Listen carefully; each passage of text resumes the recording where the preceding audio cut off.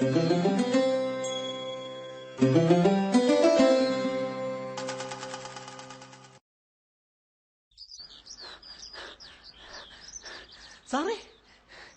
സാറേ, നമ്മുടെ ആ മാറാട് കേസിന്റെ വിധി വന്നോ സാറേ? പിന്നെ വരാണ്ട്.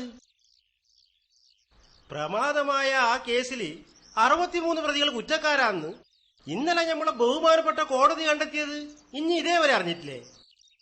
ബാക്കിയെങ്കിൽ ഇവർക്കുള്ള ശിക്ഷ എന്തിനാന്ന് നാളത്തെ കോടതി നടപടികൾ കഴിഞ്ഞ് ഞമ്മക്കറിയാൻ പറ്റൂ. സഖാവേ, ഈ കേസിൽ ഇപ്പൊ ഗൂഢാലോചന കുറ്റം സ്ഥാപിക്കാൻ പ്രോസിക്യൂഷന് കഴിഞ്ഞിട്ടില്ലല്ലേ? അതെങ്ങനെ കഴിയും? ഈ സംഭവത്തിന് പിന്നിൽ ഗൂഢാലോചന വല്ലതും നടന്നാലല്ലയോ അത് തെളിയിക്കാൻ പറ്റൂ. ആരോ പടച്ചു വിട്ട റൂമർ ഇങ്ങനെ കാറ്റിൽ പറഞ്ഞല്ലയോ ഇല്ലാത്ത പ്രശ്നം മുഴുവൻ അവിടെ ഉണ്ടായേ. കറിയാച്ച, അവിടെ ഈ പ്രശ്നം ഉണ്ടാകാനുള്ള കാരണം റൂമർ മാത്രമല്ല. ആദ്യം മാറാടുണ്ടായ പ്രശ്നം സർക്കാരും മറ്റു തൽപര കക്ഷികളും കൂടി ചേർന്ന് എത്രയും വേഗം പരിഹരിച്ചിരുന്നെങ്കിൽ വീണ്ടും ഒരു മാറാട് അവിടെ ആവർത്തിക്കില്ലായിരുന്നു. ഇനി ഈ പഴമുരാണോന്നും പറഞ്ഞിട്ട് കാര്യമില്ല പണിക്കരെ. കഴിഞ്ഞത് കഴിഞ്ഞില്ലേ. ഇപ്പോഴീ വിധിയും കൂടി വന്നതോടെ ആ കേസ് കിട്ട് അങ്ങോട്ട് പൂർണ്ണമായും തീർന്നു എന്ന് വിചാരിക്കണതാവും എല്ലാവർക്കും നന്ന്. അണ്ണ, എങ്ങനെയാണെന്ന ഇത്രയും ടപ്പേന്ന് ഈ കേസുകളെ വിധികൾ വന്നേ? ടപ്പേന്ന് എങ്ങനെയാ കുഞ്ഞ പറയാൻ പറ്റുക? സംഭവം നടന്നിട്ട് ഇപ്പൊ കൊല്ലം 5 കഴിഞ്ഞില്ലേ.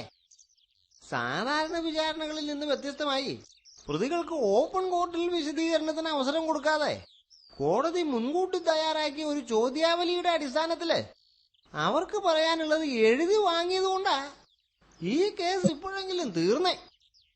ഇല്ലാച്ചാച്ചിലെ മെഗാ സീരിയൽ പോലെ കാലങ്ങളോളം ഇതിങ്ങനെ നീണ്ടാനെ. നീളുമെന്ന് പറഞ്ഞ ഇതങ്ങനത്തെ ചില്ലറ കേസ് കിട്ടൊന്നും അല്ലല്ലോ.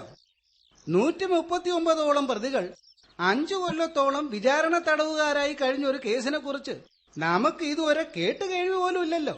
പിന്നെ സാക്ഷികളുടെ എണ്ണത്തെ കുറിച്ചാണെങ്കിൽ പറയുകയും വേണ്ട.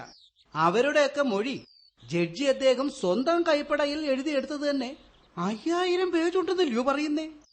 അങ്ങനെ വരുമ്പോ ഈ കേസ് ഇപ്പോഴെങ്കിലും തീർന്നല്ലോ എന്നോർത്ത് സമാധാനിക്കുക വേണ്ടത്. സാറേ, ഇപ്പോഴാ മാറാട് എങ്ങനെയുണ്ട് സാറേ?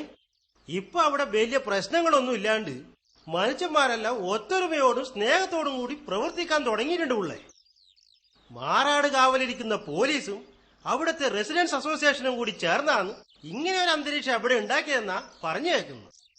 അതെന്തായാലും നന്നായി സഖാവേ.